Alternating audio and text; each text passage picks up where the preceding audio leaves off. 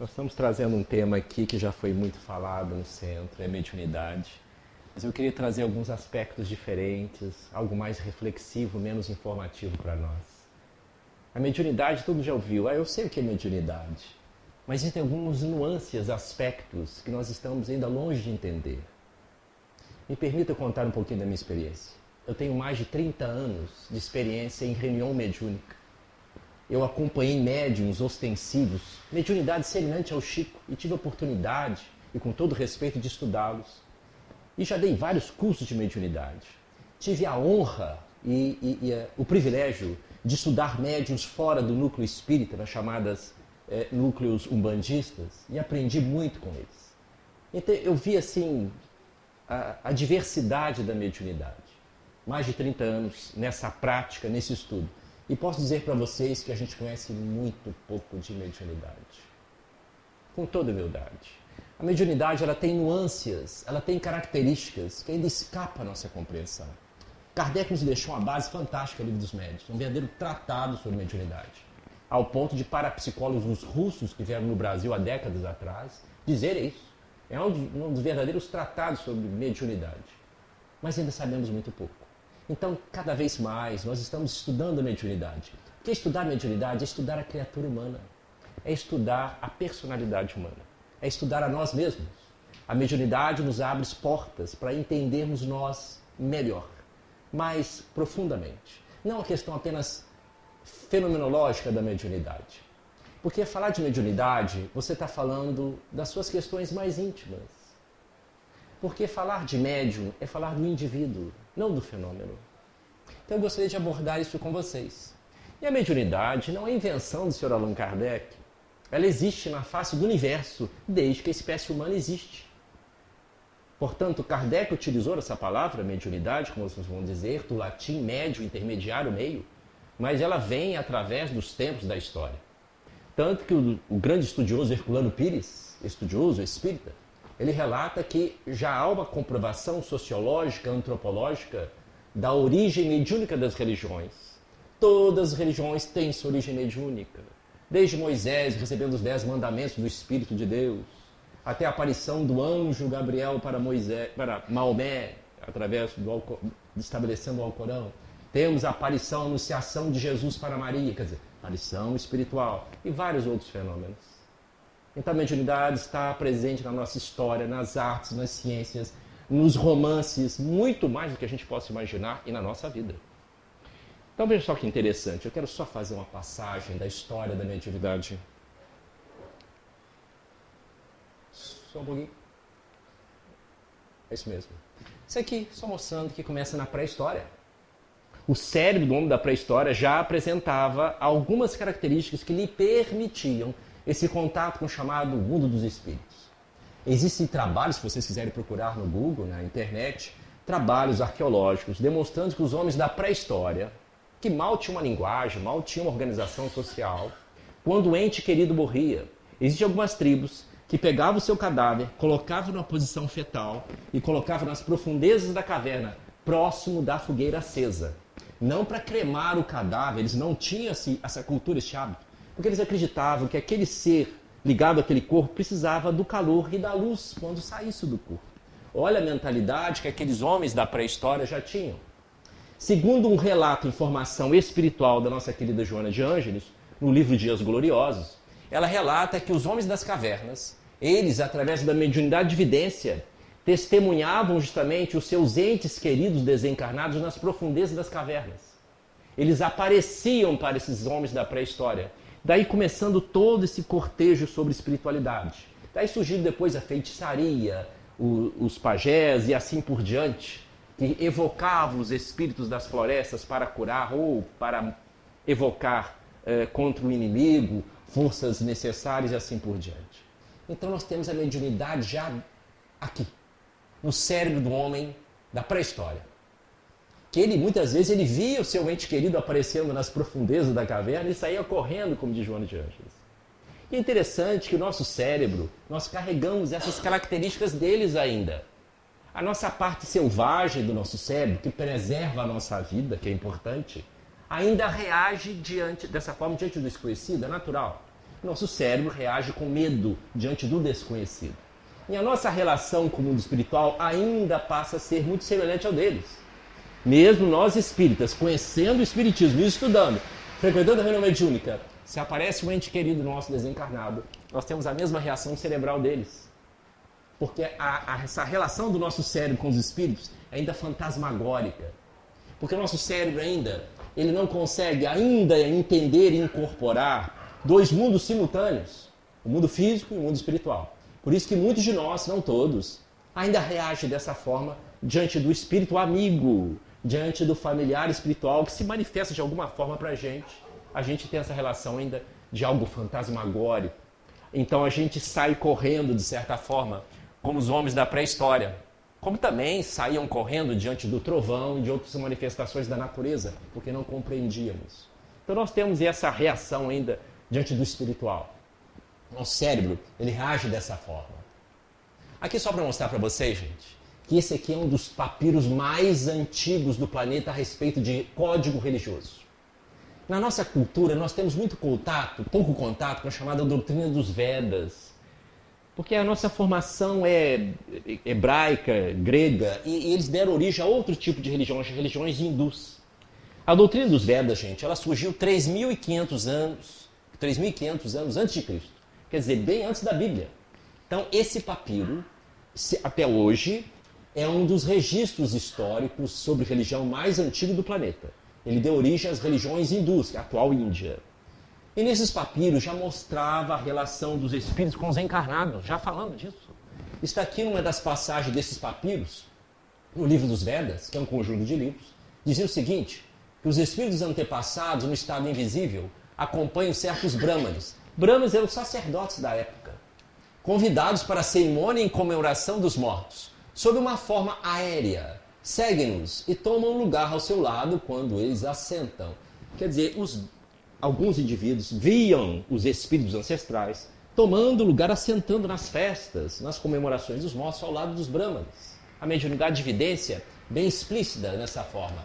E mais, o livro dos Vedas ainda fala que os brahmanes, esses sacerdotes, treinavam indivíduos chamados faquires, se já ouviu falar, para fazer fenômenos de levitação, de tolerarem, de se submeterem a um fenômeno de insensibilidade à dor. Então eram fenômenos mediúnicos ou paranormais que esses faquires eram treinados pelos brahmanes. Isso está nesse livro dos Vedas, gente, que é mais antigo do que a Bíblia, falando sobre mediunidade, dessa relação com os espíritos. Então vocês veem que a mediunidade não é invenção do Sr. Allan Kardec, não é invenção dos ubandistas, já existe no universo desde que a espécie humana habita esse universo. Aqui muitos conhecem, a gente poderia passar a madrugada toda citando mediunidades e aspectos históricos. Existem livros sobre isso, verdadeiros livros. Isso aqui é o Egito Antigo, gente. Os egípcios foram profundos conhecedores do magnetismo espiritual, da relação do mundo dos espíritos, que eram os sacerdotes da época do Egito Antigo. Tanto que os sacerdotes, eles, abaixo do faraó, eles os mais importantes da sociedade egípcia. Eles são profundos conhecedores sobre o contato dos espíritos com seres terrestres. Tanto que os sacerdotes comercializavam essa relação com o mundo dos espíritos. Evocavam os espíritos para saber sobre várias coisas e para organizar o próprio reino. Tanto que isso é verdade, que no livro Deuteronômio, está na Bíblia, chamado Segunda Lei, Moisés estabelece uma lei civil e disciplinar. Por quê? Os hebreus, gente, os judeus, ficaram cativos muito tempo no Egito e no deserto. Eles passaram a ter o hábito de ficar evocando os espíritos para ficar sabendo com quem ia casar, onde estava enterrado um tesouro, para fazer justamente uma espécie de magia para alguém. Então Moisés proíbe práticas de magia e feitiçaria, que eram hábitos do comum dos sacerdotes da época. Então ele estabelece aqui que não se ache entre vós quem purifique seu filho e sua filha, fazendo-os passar pelo fogo, nem consulte adivinhos ou observe sonhos ou agouros, nem quem use malefícios, nem que seja encantador, nem que consulte os nigromantes, adivinhos, ou indague dos mortos a verdade.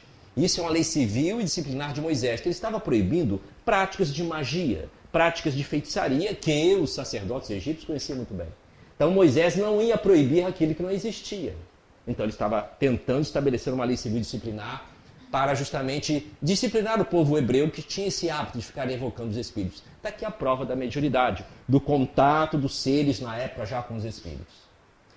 Na Grécia, a gente poderia passar também aqui horas falando sobre a manifestação dos espíritos na Grécia. Existiam verdadeiros templos, o mais famoso era o templo de Delfos, em que nós tínhamos a pitonisa, os reis e vários grupos da sociedade da Grécia Antiga iam consultar justamente a chamada pitonisa, que geralmente estava sentada numa trípode, segurando uma folha de louro.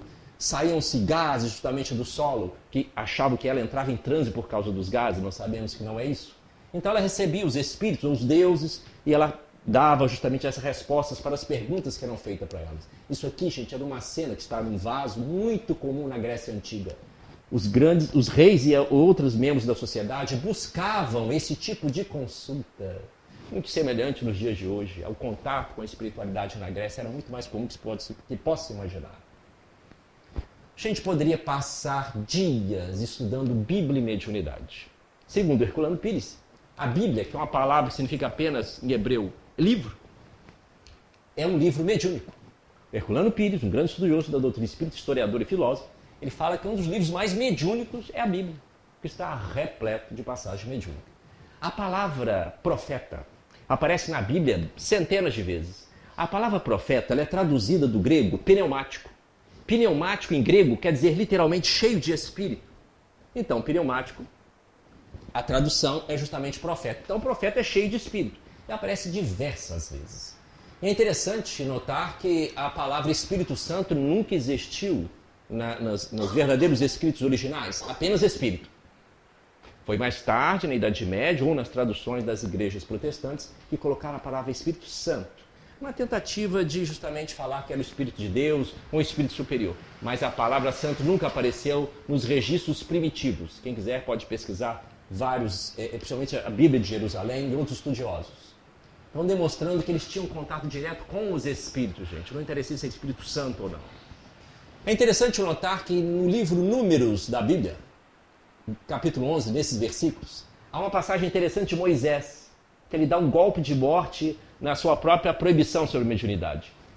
Nesse livro Números, existe uma passagem que existia dois homens que estavam profetizando no campo, chamado Eudá e Medá. Eles estavam profetizando lá, recebendo os Espíritos. Um homem viu isso e foi até Josué, um dos ministros de Moisés, pedindo para que proibisse. Por sua vez, o ministro Josué foi até Moisés e pediu para que Moisés proibisse que aqueles dois homens, Eudá e Medá, profetizassem no campo. Então Moisés dá um golpe de morte na sua própria lei, proibindo a mediunidade. Ele diz o seguinte para Josué: que zelos são esses para comigo? Quem me dera que todo o povo profetizasse e que o Senhor lhe desse o seu espírito. Então está nessa passagem bem claro, ipse verbis, como eu disse. Então Moisés exaltando a profetização, esse contato com o mundo dos espíritos. Existem outras várias passagens aqui, eu só quero destacar duas, demonstrando que como os cristãos e os discípulos, apóstolos, tinham o hábito de fazer quase que uma espécie de reuniões mediúnicas, escondidas, evocando os espíritos. Está aqui, ó, na primeira carta aos Tessalonicenses, nesse capítulo, nesses versículos, olha o que Paulo de Tarso diz: não extingueis o espírito, não desprezeis profetas, examinai tudo. O que ele quer dizer com isso, gente? É que eles já recebiam comunicações dos espíritos. E está pedindo, ó, não desprezeis os profetas, mas examina tudo. Não vai aceitar tudo que os espíritos dizem, não. Algo que nós, na doutrina espírita, sempre estamos regulamentando essa prática mediúnica, orientando nossos médios dessa forma. Olha só na primeira carta a João: não creiais em todos os espíritos, mas provai se os espíritos são de Deus. Ele está fazendo uma verdadeira educação para o contato com o mundo dos espíritos. Falando aqui, realmente, olha, eles recebem o espírito. Não creiais em todos os espíritos, mas provai se os espíritos são do bem ou são espíritos superiores. Analise o conteúdo deles. Existem várias outras passagens trazendo diretamente o contato dos seres encarnados com o mundo dos espíritos. A Bíblia é um dos livros mais mediúnicos que a gente pode citar do ponto de vista histórico. Aqui é uma pintura famosa de Joana d'Arc sendo cremada. Lembrando que na Idade Média milhares de pessoas foram queimadas vivas, simplesmente porque tinham o dom de ver ou ouvir os espíritos, dizer que estavam recebendo os espíritos de Deus e assim por diante. Então, na Idade Média, muitos indivíduos eram divididos entre os santos, que eram capazes de ter contato com o espírito, ou se não tinham contato justamente com os espíritos superiores, eram interpretados como bruxos.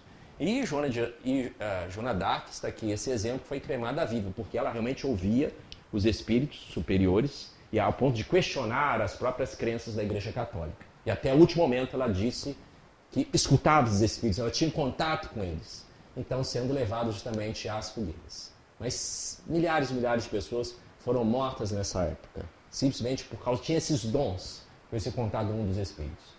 Então, no salto no tempo, pouco conhecido aí no nosso meio, Emanuel Swedenborg, no século XVIII.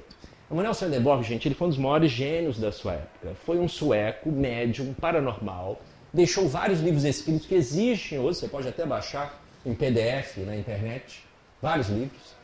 E ele tinha justamente vários bons mediúnicos, tanto que ele deixou vários livros a respeito do mundo espiritual, 200 anos antes do aparecimento da doutrina espírita, do Livro dos Espíritos, ao ponto que ele publicou um desses livros, um deles, Mundo dos Espíritos. Manuel Swedenborg, gente, no século XVIII, ele já falava que já existia uma organização social bastante inteligente dos espíritos, uma sociedade espiritual. Isso 200 anos antes do aparecimento da doutrina espírita. Não é invenção do Sr. Allan Kardec ou de André Luiz sobre colônias espirituais. Manuel Swedenborg já falava sobre isso. Em seus livros, ele fala constantemente. Era um homem de paranormalidade fantástica. Ele, numa época, não existia, mal existia jornal, né, gente? A imprensa. Ele conseguiu detectar um incêndio que corria a quilômetros de onde ele estava. Ele tinha uma relação muito boa com a nobreza da época. Esse é um documento histórico que ficou bastante clássico e conhecido. Ele, durante um jantar, ele consegue detectar um incêndio que ocorria a quilômetros de onde ele estava, na cidade de Estocolmo, e que foi dias depois confirmado.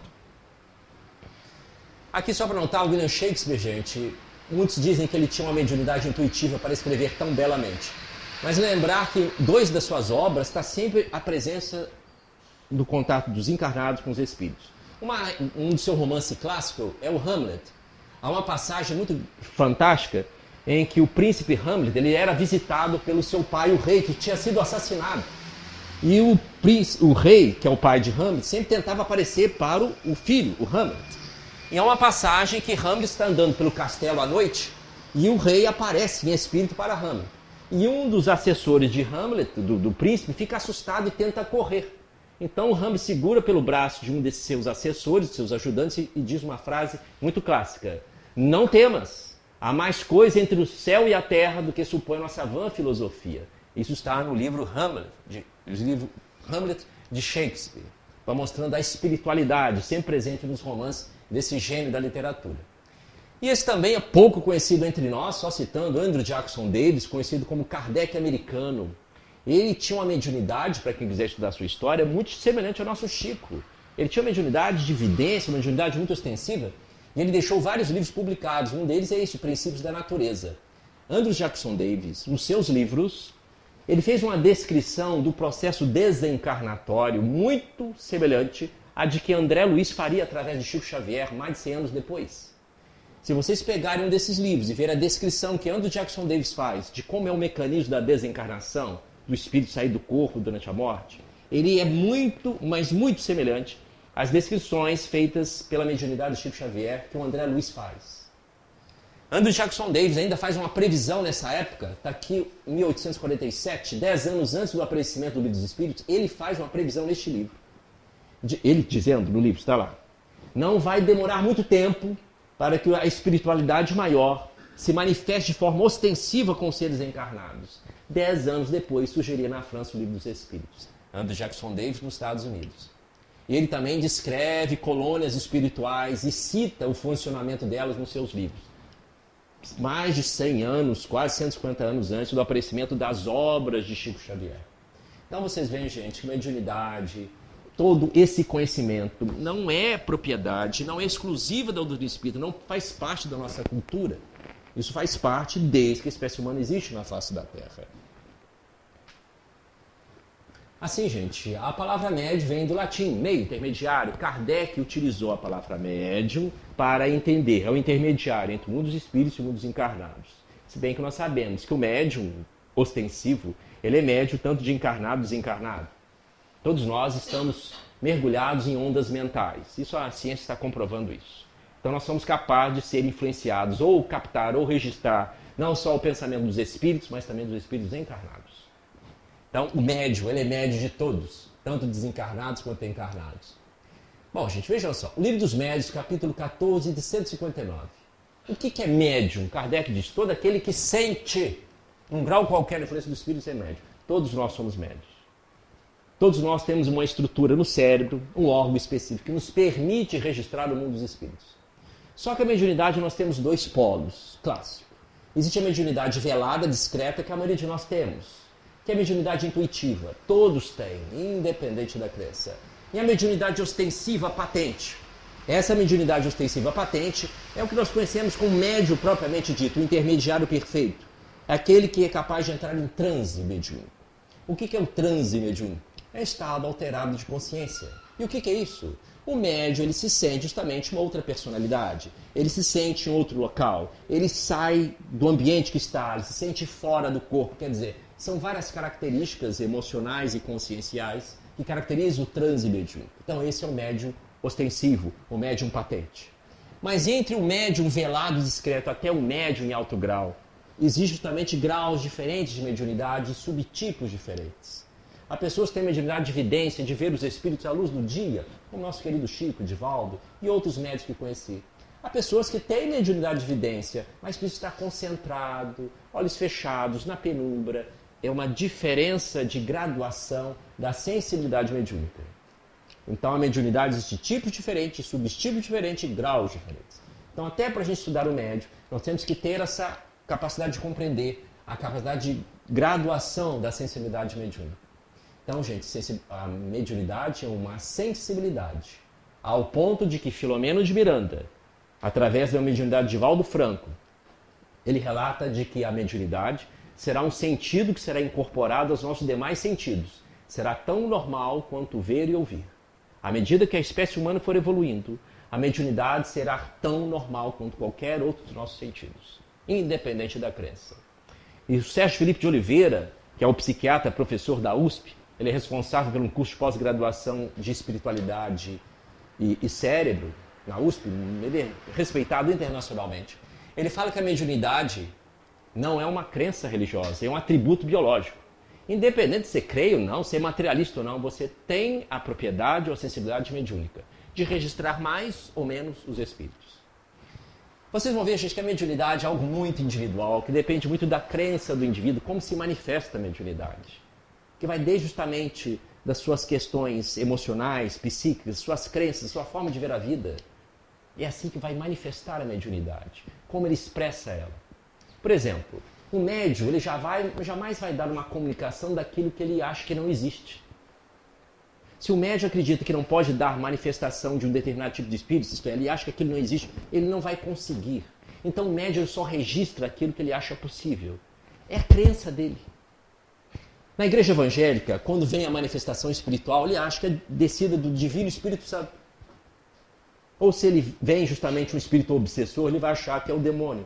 Isso é a crença do protestante, é a forma como ele interpreta esse contato na vida espiritual.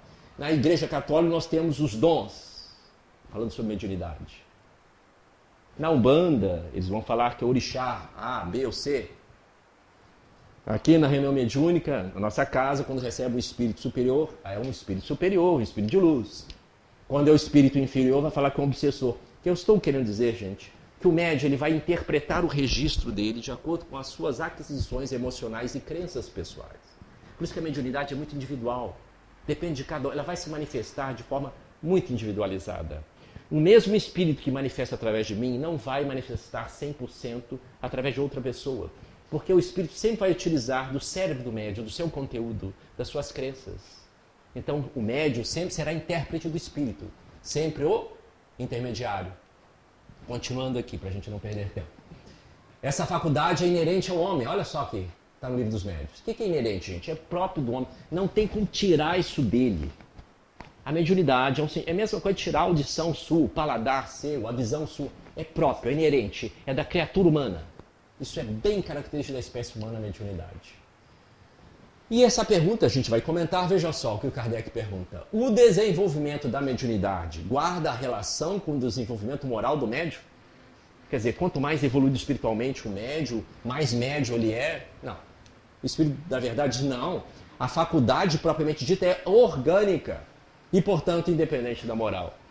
Então é muito comum, gente, nós temos médios, às vezes, são capazes de curar uma pessoa, mas tem uma vida completamente distante das questões religiosas, éticas, da bondade. A mediunidade é essencialmente um fenômeno orgânico, que depende do cérebro da pessoa que está ali fazendo aquela comunicação. Então, gente, olha só. Isso daqui é um cérebro cortado ao meio. Ó. Isso aqui é a parte anterior, parte posterior, a parte de cima. É como se cortasse o cérebro aqui. Ó. Vocês estão vendo o hemisfério cerebral direito. Vocês estão vendo essa pequena estrutura, que é chamada glândula pineal. A glândula pineal é o novo sentido, segundo André Luiz, da espécie humana.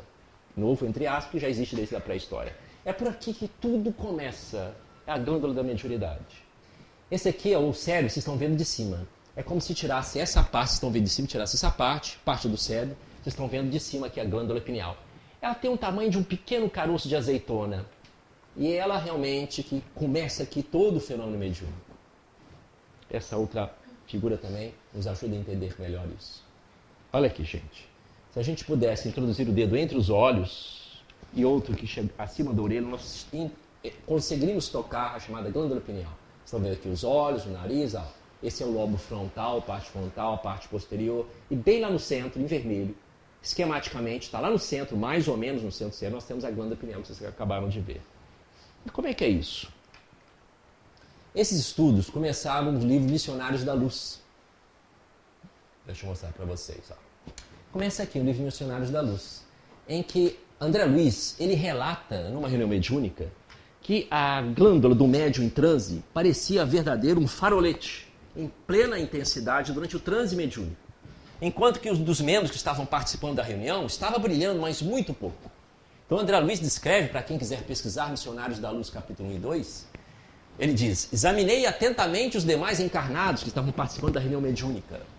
Em todos eles a pineal apresentava luminosidade, mas em nenhum brilhava como a do médium em serviço. Então realmente durante o transe, a glândula pineal parecia o que ele chamava de o lótus de pétalas sublimes, que ele descreve de forma poética. E o mentor Alexandre, ele fala, é na pineal que reside o sentido novo dos homens. Isso aqui merece um estudo à parte, mas só para vocês verem que a citação importante sobre glândula pineal, onde começa o sentido da mediunidade. O Dr. Sérgio Felipe de Oliveira, ele é, mais uma vez, repetindo, ele é professor da USP, ele é responsável por uma pós-graduação em Ciência e Espiritualidade. E sua teoria, seus estudos, ajudaram a compreender melhor o fenômeno mediúnico. Porque justamente quando o espírito aproxima, ele vai ativar a glândula pineal. O fenômeno mediúnico, gente, não ocorre dentro da glândula pineal, ele ocorre dentro do cérebro do médium. Como diz o professor da Unicamp, Nubor Fakuri, neurologista, sem cérebro do médium não tem mediunidade. Um espírito nunca vai conseguir manifestar 100% através de um médium. Impossível, porque ele vai precisar do cérebro do médium. O cérebro do médium vai oferecer ao espírito a sua linguagem, cultura, para que ele possa se manifestar. A linguagem.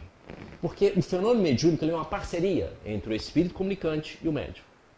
Mesmo que o médium não tenha tanta consciência disso. Então, quando o espírito aproxima-se do médium, ele começa a ativar a glândula pineal. E essa glândula pineal, ela vai justamente aumentar a sua capacidade e conectar com outras regiões do cérebro. A glândula pineal, gente, isso aqui é uma microscopia eletrônica. O que é isso? É como a gente estivesse vendo quase, mas quase a intimidade mesmo dos átomos, quase, da glândula pineal. Vocês estão vendo aqui? Isso aqui são cristais. Isso aqui foi cortado no meio. São cristais que tem dentro justamente da glândula pineal, chamado cristais de hidroxiapatita. Cristais mesmo, igual cristal. Todos nós aqui temos cristais na nossa glândula pineal.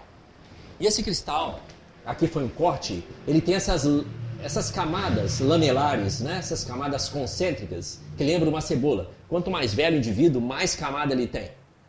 Então, quanto mais cristais tem um indivíduo na glândula pineal, supostamente, ele terá uma mediunidade mais ostensiva, supostamente.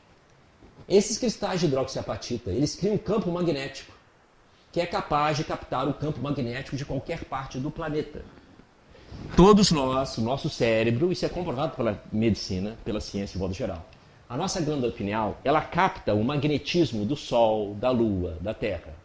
É através da glândula pineal, gente, que os animais deslocam de um local para outro. Esse trabalho foi feito numa revista altamente famosa no mundo, uma revista de neurociências, e biologia, chamada Nature. Em 1988, esses dois cientistas respeitados publicaram isso, de que a glândula pineal é capaz de captar o magnetismo externo, seja da Terra, do Sol e etc., e que ajuda os animais na sua migração e assim por diante. Bem, realmente é verdade. A glândula pineal vai captar não só esse magnetismo externo, mas vai captar também o magnetismo espiritual. O espírito, gente, ele tem um eletromagnetismo dele, ele seja consciente ou não. E quando se aproxima-se do médium, esses cristais, eles emitem um campo magnético que vai casar com o campo magnético do espírito cheio de informação. E aí, então, o espírito chegando próximo da glândula pineal, ele imantando o seu magnetismo junto com a glândula pineal irá captar essa energia do espírito e tem informações, pensamentos, desejos, e vai acionar a glândula pineal. Por sua vez, a glândula pineal vai conectar com várias regiões do cérebro de acordo com a mediunidade do indivíduo. Se for realmente a área da psicografia, que é escrever, vai acionar justamente a área da mão, contralateral. Se for a área da fala, vai acionar a área da fala, que é a psicofonia. Se for justamente a área da visão, que é mais na região occipital, vai acionar a área da visão. Então a glândula pineal, ela vai transformar esse magnetismo que está no espírito em impulso nervoso dentro do cérebro. E aí sim ocorre o fenômeno mediúnico. Então o fenômeno mediúnico não ocorre dentro da glândula pineal, dentro do cérebro. Por que dentro do cérebro, gente? Como eu disse, o espírito, ele necessita do cérebro do médium para que o médium ajude o espírito a achar as palavras, para ele se expressar. Quando numa manifestação mediúnica, o médium ele vai revestir o pensamento do espírito com as suas palavras. Então o espírito vem através de mim, me comunicar através de mim, mesmo que durante o transe eu não tenha completamente noção disso, eu vou justamente interpretar o que o espírito está falando. Eu vou usar palavras para que possa ser compreensível para todos vocês. O fulano quer falar isso, o médium começa. Então o espírito sempre vai precisar das palavras, vai precisar do médium. Por isso que nós dizemos que toda manifestação mediúnica tem traços anímicos, isto é, do próprio médium. É impossível o espírito manifestar 100%. Para quem quiser pesquisar sobre materialização espiritual, Kate King e outras materializações, o médium de materialização espiritual ele era quase que trancado numa jaula, pois se achavam que ele vestia a roupa e aparecia no meio da escuridão. Então o que acontecia? Esse médium que doava o ectoplasma, que é a energia para o espírito materializar, o espírito materializado tinha traços no médium, do rosto do médium. Por isso fazia confusão, não é possível. Esse espírito tem alguns traços no médium. Por quê? Porque a energia era do médium. Então, eu quero só enfatizar que para o espírito se manifestar, seja lá o que for, ele sempre vai precisar do cérebro do médium, do conteúdo dele, das suas crenças. Ele vai precisar das palavras do médium para se manifestar. Então, o espírito não manifesta 100%. Ele sempre vai precisar do médium como intérprete. É como um pianista que tem um piano. O piano está lá bonito, mas tem algumas teclas desafinadas.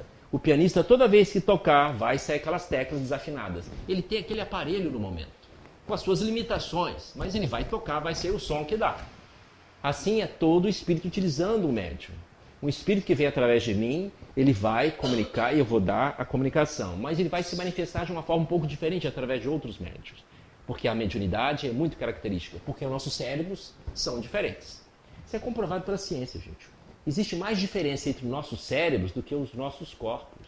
Olha só, os nossos cérebros têm muito mais diferença do que entre os nossos corpos. Nossos corpos é o tamanho o nosso tamanho, a cor da pele, o cabelo, o nariz, já tem diferença. Entre os nossos cérebros tem muito mais diferença ainda. Nenhum do nosso cérebro ele é igual, porque todos nós somos um mundo à parte. Isso é muito interessante. É respeitar a característica, a individualidade de cada um. Tanto que nós que participamos da coordenação de uma reunião mediúnica, a gente deve sempre respeitar os médiuns, porque cada um tem uma individualidade, uma característica muito peculiar, como trabalhar com a espiritualidade. Por isso que a gente não pode massificar o conhecimento, no sentido de dar uma regra muito rígida, como os médiuns devem trabalhar. Nós, cada vez mais, principalmente nas nossas reuniões do Dom Pedro, a gente tenta voltar como era Allan Kardec. Reuniões em que respeita a individualidade do médium, reuniões mais experimentais, em que deixa os médios mais à vontade para manifestar a espiritualidade. Meus amigos, como diz o espírito Odilon Fernandes, os espíritos querem comunicar, mas não tem médio suficiente para isso. São poucos que querem realmente se candidatar à mediunidade na prática. Então, a espiritualidade quer falar, mas quer falar mesmo. Mas não tem ninguém realmente disposto a isso. Porque o médium, ele sempre vai ser um parceiro do espírito. Então, neste processo, o médium sempre vai fazer uma crítica daquele que está recebendo. Então, por exemplo, gente, um papagaio, ele também tem glândula pineal. Então, assim, um espírito pode manifestar através de um papagaio? Não, não tem como, porque o papagaio não tem o cérebro desenvolvido, igual o médium. Não tem a área da fala, da linguagem, do juízo crítico, do raciocínio lógico, da comparação, do pensamento abstrato. Nenhum animal tem isso. Por isso que o fenômeno mediúnico ele é típico da espécie humana. Por isso que o médium ele sempre vai ser responsável pela sua comunicação. O médium ele é responsável porque ele está falando. Porque durante o momento do transe mediúnico, ele tem consciência durante o transe do que está falando. Tanto que ele pode justamente cercear o excesso de distúrbio do espírito. O médium deve dar passividade ao espírito, com certeza, deixar ele se manifestar. Eu não estou falando se o espírito é superior ou é um obsessor, independente. Ele é capaz de dar a manifestação e fazer com que o espírito respeite a sua instrumentalidade. Isso que é o bonito da mediunidade. Mas deixar naturalmente assim aconteça. Que os espíritos querem falar. Essa é uma característica da mediunidade, porque o médium ele sempre vai utilizar os lobos frontais, que é o juízo crítico. Ele sempre vai fazer isso, sabendo conduzir o transe mediúnico. Isso se faz através do treinamento. Vocês podem dizer, olha, muitos médiuns não se lembram da comunicação mediúnica. Realmente existe na maioria dos médiuns uma coisa chamada amnésia após o transe mediúnico. Eles não se lembram completamente, lembram de flashes. Mas isso tende a diminuir à medida que o indivíduo vai treinando a sua mediunidade. Ele vai cada vez mais tendo capacidade de lembrar do seu transe mediúnico, do que o espírito disse, pelo menos na maior parte da comunicação. Então, basicamente, esse é o fenômeno mediúnico, que a glândula pineal ou epífise, ela é realmente o transdutor. Ela vai transformar a energia espiritual, magnética do espírito em impulso nervoso dentro do cérebro, acionando as áreas cerebrais necessárias para a manifestação da mediunidade. É assim que ocorre basicamente o fenômeno mediúnico. Graças a esses cristais que todos têm, outros mais, outros menos, que tem um campo magnético em torno dele. Por isso, que o Espírito Erasto, no Livro dos Médiuns, olha o que ele diz. Sabeis que tiramos do cérebro do médium, está no Livro dos Médiuns, gente, os elementos necessários para dar nosso pensamento a forma sensível e apreensível para vós. Então, a mediunidade é sempre parceria. Há uma passagem muito interessante que o Odilon Fernandes, ele fala sobre mediunidade inconsciente. Ela realmente existe, mas ela é muito incomum, quase que rara. O médium não tem consciência de nada, mas isso ocorre quando a pessoa está iniciando o desenvolvimento mediúnico, ou nos seus primórdios, quando ele começa justamente a ter os primeiros contatos. Mas olha só o que o Odilon Fernandes fala. Ele fala que durante a mediunidade inconsciente, o espírito comunicante não consegue segurar a comunicação por muito tempo, porque ele precisa do médium para ajudar ele. O médium pode ficar no automatismo. Então ele não o espírito de Odilon Fernandes relata que o espírito que está comunicando através do médium completamente inconsciente, o espírito não consegue segurar a comunicação por muito tempo, porque precisa da parceria do médium. Por isso você vê como é importante o médium cada vez mais ele ter consciência do que está fazendo, sendo que ele é sempre responsável pela comunicação. Jamais o médium pode dizer, foi o espírito, eu não tive controle. Isso não é uma mediunidade propriamente dita. Ela está tendo alguma alteração aí na parte emocional do médium. Essa parte, para a gente terminar, é muito importante, muito prática. Problemas de mediunidade. Existe ainda no nosso meio, o mesmo espírito, uma cultura, e vocês sabem disso, uma coisa que nós trouxemos distorcida ao longo do tempo. O indivíduo está desequilibrado. Ele é médium. Foi a mediunidade que está causando isso nele. De jeito nenhum. A mediunidade é um fenômeno neutro, é algo do cérebro, todos nós temos. Como falar, escutar, ouvir. Ninguém vai ficar desequilibrado emocionalmente devido a uma função do corpo que é normal. Então esse conceito agora que eu vou dizer é muito importante. A mediunidade, meus amigos, é algo rígido, fisiológico, natural, saudável, por si só. Ela não é causadora de distúrbio, nada. Mas como não, cara? Eu já vi médicos que passam mal, como é que não pode? Não é. Não é do fenômeno do mediúnico em si, não é da epífise em si, não é do sentido mediúnico em si, ele é neutro. A mediunidade ela vai ter colorido do seu portador. Se a pessoa tem algum desajuste moral, psíquico, seja lá qual for, ou físico, vai interferir no campo mediúnico. Então a mediunidade, ela vai ter características do seu portador, do seu cérebro, das suas emoções. Então mediunidade é uma coisa, problemas psiquiátricos, físicos, médicos são outra coisa. Porque são completamente vias diferentes do cérebro. Veja só o que é aqui, gente, olha. O Livro dos Médiuns, 221. Kardec pergunta, a faculdade mediúnica é indício, é sinal de algum estado patológico ou simplesmente anormal? Olha o que o Espírito da Verdade responde. Às vezes é normal, mas não patológico, não doentio. Há médios de saúde vigorosos, os doentes são por outros motivos. Então, mais do que nunca, cair por terra, essa noção que a mediunidade é causa de desequilíbrios das pessoas. Muitas pessoas começaram a mediunidade, vocês têm essas histórias, sentindo tonteira, mal-estar, caiu na rua, passaram até por psiquiatras e médicos. Não descobria nada, mas não é da mediunidade em si. São pessoas que já traziam com elas desajustes emocionais desta ou de outras vidas, mas que apresentavam. E tinha uma mediunidade ostensiva. Isso repercutia na sua mediunidade. E muitas vezes a mediunidade ela parece um pouco perturbada no início, por causa que todos nós temos as nossas vulnerabilidades psíquicas. Os nossos chamados obsessores, inimigos espirituais, eles se aproveitam das nossas vulnerabilidades. Quero deixar bem claro outro aspecto da crença importante. A obsessão não é causadora de nenhuma doença psiquiátrica que nós conhecemos. Vou repetir.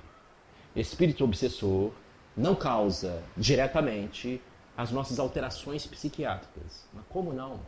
Ele é um cofator. Nós já nascemos com predisposições para ansiedade, transtorno psiquiátrico, toque, medo, fobia, seja lá o que for. Mas vêm os nossos inimigos espirituais e se aproveitam das nossas vulnerabilidades. Aí cria-se justamente um vínculo difícil. A passagem das obras de Filomeno de Miranda, para quem quiser ler, transtornos obsessivos e psiquiátricos, às vezes os obsessores se utilizam da vulnerabilidade de um paciente portador de Parkinson, de doença de Alzheimer, porque realmente o obsessor se aproveita das nossas vulnerabilidades, sejam psíquicas, sejam físicas. Então não é causador, gerador direto dessas alterações. Assim também a mediunidade não é. O que tem é que nós temos as nossas vulnerabilidades, gente. Nós somos pessoas em formação, somos espíritos em construção. Então, essa questão de achar que a mediunidade é causadora de distúrbios psiquiátricos, ou de distúrbios de ansiedade, ou de transtorno de comportamento, foi gerado durante muito tempo. Então, muitos médicos passaram um sofrimento tremendo. Pegava o médico e você precisa desenvolver, você está muito desequilibrado, e colocava na reunião mediúnica. E a trancos e barrancos a reunião mediúnica. Fazia até bem, mas eles passaram um sufoco para chegar ao equilíbrio que eles chegaram hoje. Quer dizer, não precisava ser desse jeito. Eu tenho um problema emocional, eu estou desmaiando, eu estou com vertigem, eu estou depressivo, eu estou com fobia. Vamos fazer um tratamento à parte? Vamos procurar um terapeuta, vamos procurar um médico e vai continuar aqui no centro com a gente. Vamos estudar mediunidade? Quando as coisas começarem a se equilibrar da parte emocional, a gente começa a trabalhar a sua mediunidade. Então esse é o bom senso para todas as pessoas, orientação para todos. Ninguém hoje pega o indivíduo que tem mediunidade e que ele se diz muito desequilibrado ou passando mal por causa da mediunidade e vamos colocá-lo numa reunião mediúnica. Isso não faz sentido. Nós vamos primeiro trabalhar as suas emoções, melhorar a sua parte psíquica, para que ele possa, se quiser, trabalhar diretamente com o espírito, através da sua mediunidade, seja qual for. Então essa é uma orientação mais coerente para qualquer pessoa que queira trabalhar com mediunidade. Isso aqui, não vou entrar em detalhe, porque o nosso tempo já está terminando, mas é um resuminho aqui de alguns itens da tese de doutorado do Dr. Alexandre Moreira de Almeida. Ele é professor daqui da Universidade Federal de Juiz de Fora, ele é responsável pelo núcleo de pesquisa sobre ciência e religião. Um grupo muito, muito respeitado, ele é respeitado internacionalmente, o Dr. Alexandre Moreira de Almeida, e a tese de doutorado dele foi sobre o perfil dos médiuns, falando sobre mediunidade e transtornos psiquiátricos. O trabalho dele é fantástico, foi publicado numa revista de psicologia de renome internacional. Então, olha só que estatística interessante. Ele fala que 46,5% dos médicos tinham curso superior ou pós-graduação. Isto é, quebrando uma crença, um paradigma que achando que médios são pessoas incultas. Não, ele está mostrando isso no seu trabalho São Paulo que ele fez. 76,5% eram mulheres e menos de 3% estavam desempregados, quebrando aquela ideia de que são pessoas, o médico são pessoas muito sofridas, de baixo nível socioeconômico e, portanto, procuram o contato com a espiritualidade para melhorar a sua dor material. Nada disso. Ele estava falando que menos de 3% estavam desempregados, outros todos empregados. A idade média era 48 anos. E aqui uma coisa muito interessante. A prevalência de transtornos mentais entre os médios é menor que encontrado na população como um todo. Então achar que o médio ele deve ter algum problema psiquiátrico porque ele é médium. É justamente menos, bem menos do que a população geral foi encontrada entre os médios. Vieram de famílias não espíritas. Também isso quebra outro paradigma distorcido sobre a visão da mediunidade. Achando que o indivíduo ele é médio porque foi criado pelo papai, a mamãe, a cultura, a família, fez com que ele tivesse isso na mente dele, que ele é médio. Não, aqui ele está mostrando na pesquisa dele que a maioria veio de família não espírita, não tinha contato nenhum com a cultura espírita dentro de casa. E as vivências mediúnicas começaram na infância. Muitos podem achar, um indivíduo adulto, então ele começou a ler livro espírita, ele começou a sentir porque ele começou a ter contato com livros espíritas. Não, muitos desses começaram em plena infância. Então, gente, aqui é para mostrar que fenômeno mediúnico é uma coisa, transtorno psiquiátrico é coisa completamente diferente, são coisas diferentes. A mediunidade é natural, saudável, rígida, é de um cérebro perfeito.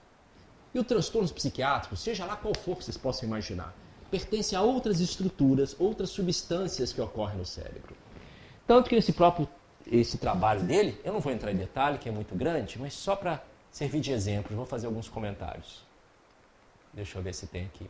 Tá borrado, tudo bem, mas só para mostrar para vocês que é critérios propostos para a distinção entre experiência espiritual e psicopatológica. São coisas completamente diferentes. Só para dar um exemplo. Vocês já viram com um paciente, às vezes, que tem psicose, um paciente psicótico, que escuta vozes, vê coisas, fica agressivo. Às vezes fala, isso é problema de mediunidade. Ele pode até ser médium, mas são coisas completamente diferentes. Sua mediunidade estará completamente distorcida devido à sua patologia mental, que irá repercutir, irá manchar, irá danificar a sua mediunidade. Não é o contrário, não é a mediunidade que está causando isso. É justamente seu transtorno mental psiquiátrico que está fazendo que sua mediunidade fique completamente distorcida e que não possa ser utilizada de forma saudável. Então existem várias diferenças para isso, só citando algumas. O fenômeno mediúnico, gente, o paciente, a pessoa que tem um fenômeno mediúnico, ela se sente justamente bem com esse fenômeno, mesmo que ele seja um pouco assustador no início, parece um processo luminoso, agradável. O paciente psiquiátrico que ouve vozes, vê coisas, ele sempre vai se sentir alterado por aquelas imagens. Alguém fala assim, mas ele também era médium. Não, gente, isso não é mediunidade. Se a pessoa está vendo, ouvindo os espíritos e está se tornando mais agressivo por ver, ele se sente mais agitado com a experiência mediúnica, isso não é a mediunidade propriamente dita. Estamos diante de um transtorno mental. Está entendendo isso? Isso é bem claro. Então não pode chamar que esse que está sofrendo com a mediunidade, ele seja um médium, vamos colocar no centro. Não é isso. Pode levar no centro, tomar passe, água fluídica, isso é muito bom. Mas vamos levar no médico. Outra coisa, os fenômenos mediúnicos, a pessoa que ouve os espíritos, vê os espíritos, é um fenômeno breve, ligeiramente curto. O paciente psiquiátrico que tem uma psicose é um fenômeno repetido, prolongado. É que ele vai perdurando horas e desajustando a sua vida. No fenômeno mediúnico, ele cada vez mais ele sente crescer com o processo mediúnico, que ele faz bem para ele, melhora a sua vida. O paciente psiquiátrico com esses fenômenos, cada vez ele tem prejuízo das suas atividades da vida diária. Aquelas manifestações supostamente mediúnicas, de ver e ouvir os espíritos, começa a atrapalhar ele ao ponto de interferir no seu dia a dia. Então, gente, vejam bem. O médium que está vendo os espíritos, ouvindo os espíritos, escrevendo no meio da noite, se é uma mediunidade, ele não perde seu juízo crítico, ele não perde seu insight, ele não perde o seu raciocínio lógico, ele sabe dizer, não, isso aqui é uma manifestação espiritual. Não, isso aqui não é momento para isso. Isso aqui realmente não é meu. Mesmo que ele tenha um pouquinho de dificuldade de fazer isso no início. Mas o indivíduo que tem um transtorno psiquiátrico que acha que é um fenômeno mediúnico, ele é justamente ao contrário.